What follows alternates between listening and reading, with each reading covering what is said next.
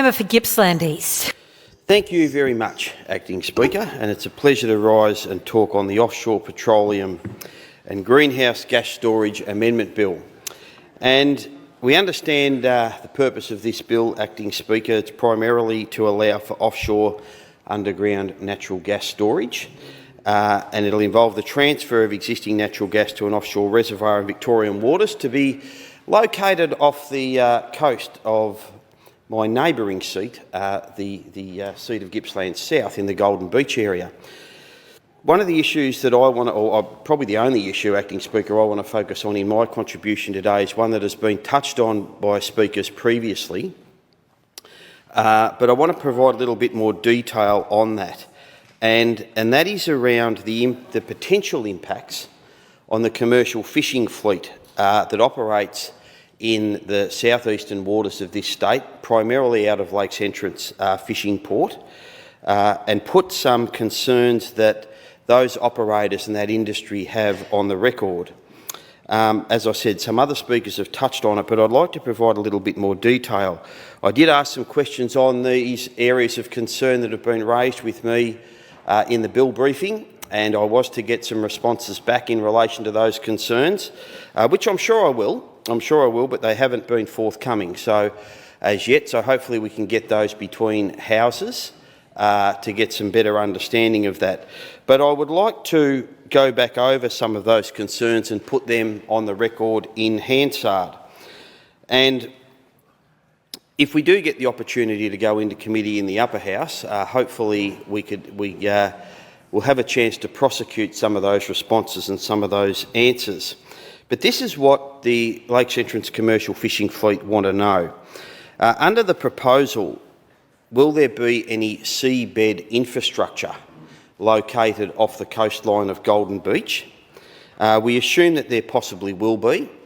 So the follow-up question to that is, will that have any impact on the commercial fishing fleet? Or can the infrastructure that goes there, whatever it is, can it be fished over the top of, considering that these trawl nets are very wide and fish very, very deeply on the sea floor? Will the area have exclusion zones put over it? Because if there are to be exclusion zones, that will impact on commercial catches and the ability for fishermen to be able to catch their quota. Of most particular concern is the lack of consultation that has occurred with both the Lakes Entrance fishing fleet operators and also the South East Trawl Fishermen's Association. There has been some small amount of consultation engaged in historically, but certainly nothing of any recent times, and nothing with any level of detail that is providing the answers that these people want. And we're talking about people's livelihoods here, Acting Speaker. So what we need is some in-depth consultation, hopefully to occur between houses, that can produce one or two outcomes. It can either say, yes, we do have an issue there will be infrastructure on the seabed and there will be exclusion zones, and that is going to impact on your commercial catch, so let's have a discussion about it. Or put their minds at ease that there will be no exclusion zones and net fishermen can fish over these areas without any risk of damage to their gear. We don't want that tangled up on the seafloor. If there is to be an exclusion area, and if there is to be issues around being able to fish in these locations, then discussions need to take place on what compensation will be paid for loss of fishing grounds. Because, and I'll get onto this a little bit later, Acting Speaker, is these fishers, this commercial sector, has over past decades had an enormous amount of grounds continually taken off them for a number of reasons. And why is this so important that we look after our commercial fishermen? Well, there's a whole range of reasons. First of all, it's not only critical to the economy of my electorate. You think of a town like Lakes Entrance, which is primarily based on commercial fishing and tourism. It is a huge employer in the town and a huge part of our industry.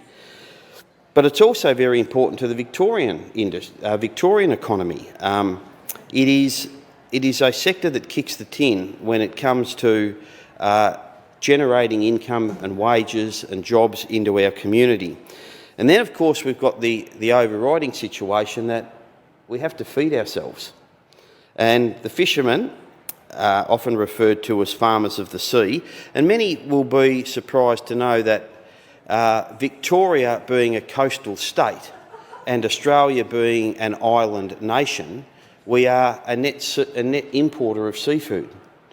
It's incredible to think that we are a net importer of seafood, and it's not just a little bit, Acting Speaker. We import 60% of the seafood we eat in Victoria. We only harvest 40% of our own catches nationwide in Australia.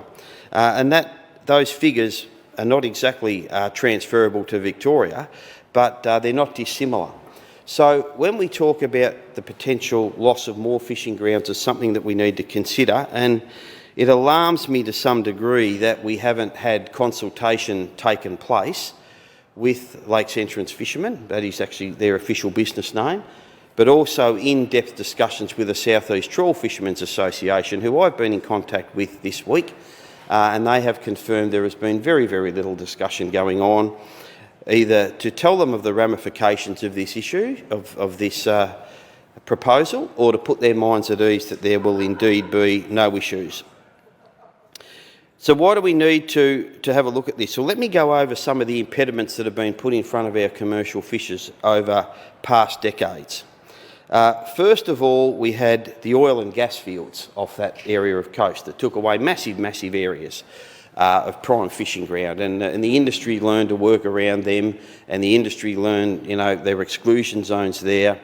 The fishing industry reformed its areas that it targeted, but we're now talking about decommissioning of some of those oil and gas fields, and that's going on right at the present time. And one of the proposals is to leave some of that seabed infrastructure in place. So that will mean, whereas the intention was always going to be, when we had the decommissioning of the oil and gas fields, that infrastructure would be removed and those areas would be returned to commercial fishing, that's possibly not going to be the case. They won't be returned because those structures will be located on the seabeds. And if you can picture nets that are 100 metres wide fishing deep, a tide change or tide movements or wind movements, they need a fairly big exclusion zone wherever there is an impediment on the sea floor. On top of this, we have an increasing push for marine parks, which have taken away fishing areas around the country. Not any recent ones off the coast in my area, but there are talks of that, which makes the commercial fishermen very nervous, because quite often the marine parks are prime fishing grounds, because that's where the fish are. So when more marine parks are introduced, they lose more fishing ground.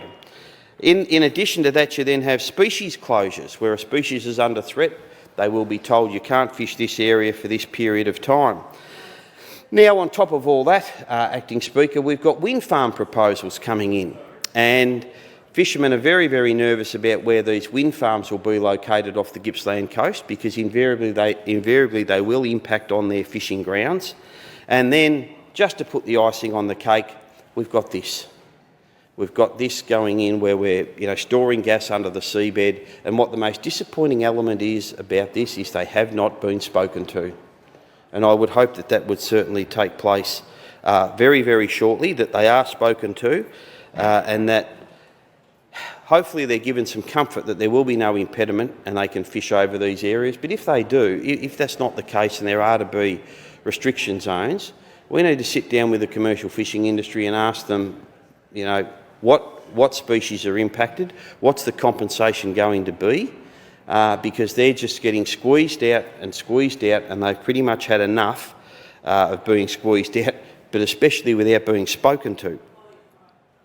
So hopefully we can get some answers to those questions. They weren't forthcoming in the bill briefing. Maybe some speakers on this side of the House can stand up after my contribution and put some minds at ease if there are to be no impacts at all on the commercial fishing sector, because they can't be taken for granted, and they should be included in the key stakeholder meetings and briefings on any legislation that relates to offshore development. And in this case, clearly they haven't. So hopefully we can get those answers and continue our support for this bill in the upper house.